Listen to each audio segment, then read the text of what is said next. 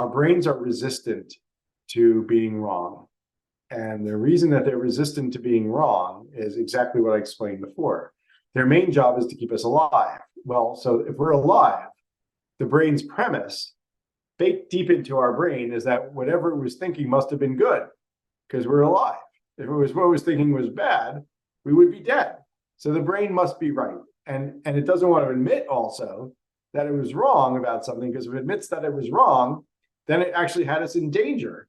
The brain doesn't like to think that it had us in danger, right? So it doesn't like to believe that we were wrong. It likes to think that it was right, because right is safe, safe is alive, alive is good. Brain's doing its job, okay? This is actually built into all of our brains. This is not metaphorical. This is literal parts of how our brain goes through its thinking process. Okay, but that said, the term that we like to use for what you're describing is cognitive disequilibrium. So you talked about getting uncomfortable or what have you.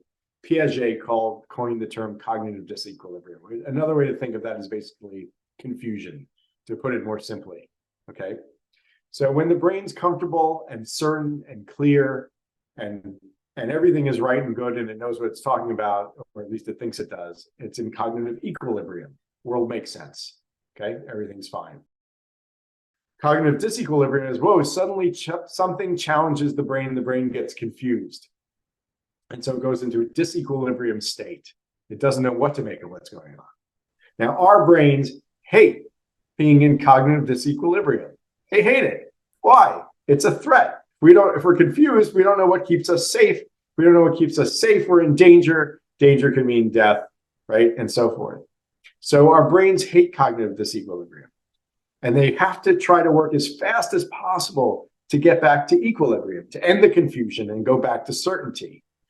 The fact that they work fast to go back to certainty, however, means that often they make the mistake of taking the first answer that seems right, because they want to get to certainty as fast as possible. It doesn't mean they get to a right answer. It means they get to what they think is a right answer. Big difference often between what we think is a good answer and what's actually a good answer.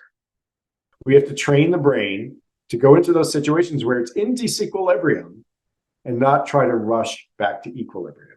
Instead, to enjoy the time in disequilibrium so that we learn how to think better and enjoy that process and broaden our minds instead of rushing and hiding from it and trying to get back to certainty as fast as possible. So what you're describing as uncomfort and getting into a discomfortable situation and getting different kinds of feedback that may not be what you want to hear, that's great. We call it disequilibrium, and it's what people should do more than we do, and none of us do it enough.